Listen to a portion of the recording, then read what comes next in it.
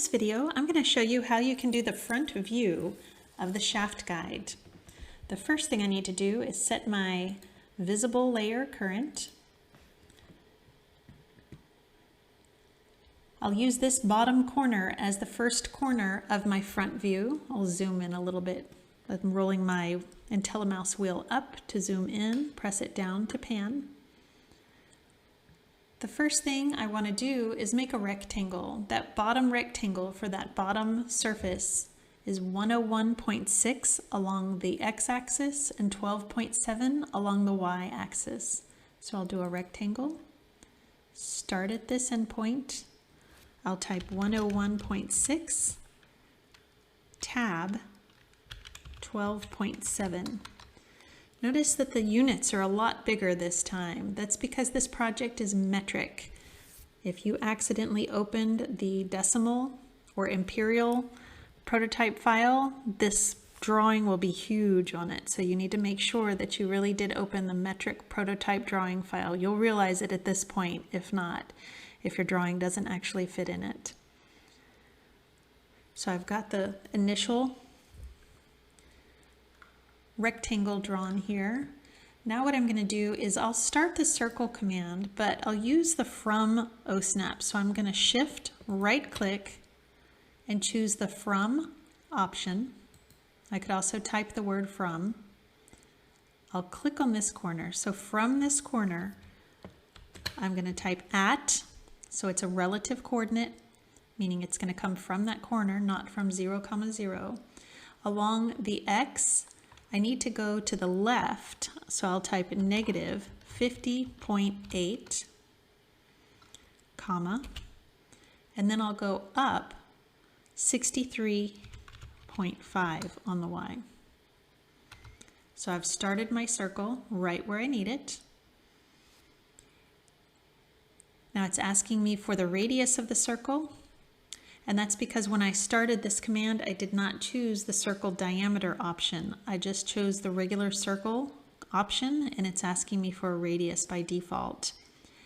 I can either do the math here on my own, or I can type D, enter for diameter. I could also click the word diameter at the command line, or press my down arrow and select the diameter option that way. So I'll type D, enter. Now it's forcing me it's forcing AutoCAD to ask me for a diameter, and I'll type 38.1 as my first diameter. I've got two concentric circles here, so it doesn't matter which one you choose first. I'll do another circle. This time I'm going to force it to ask me for diameter. If you forget to force it, if you forget and do the one that asks you for a radius and you forget to force it to ask you for a diameter in the middle of that command, your circle will be 2 times too big. So if your circle looks a lot bigger than mine, then you know that you need to make it a diameter instead of a radius. This time, since they're concentric, my starting point, I just clicked to the center OSnap of the original circle that I drew. And this time I have a diameter of 19. Looks good. I'm going to come over here to my OSnaps, and I'm going to make sure that I have my tangent OSnap turned on. So I'll do the line command, and I'm going to draw a line from here to tangent. The tangent looks like a circle with a line on top. You want to make sure that you're using the tangent command and not the quadrant command. Let me show you what would happen if you were to use the quadrant command. Do you see a difference there? Kind of leaves a bump in your drawing instead of having it nice and smooth. So if you accidentally snap to quadrant, make sure to fix that and snap to tangent.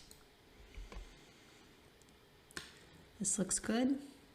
I do have one visible line that will end up being right here, but I can't get to that visible line until I draw the angle in the top view. I'm also missing the hole, the hidden lines and the center line for a hole in this view. But again, I'll project that down whenever I finish my top view. So all I have left is I'll set my center layer current, dimension, center mark, click on the outer circle. That way that center mark goes for both circles at the same time. So you'll always click on the outermost circle when you've got concentric circles and you're putting a center mark in. And that's it. Pretty straightforward. We've got the front view down. The next video will be the top view of the shaft guide.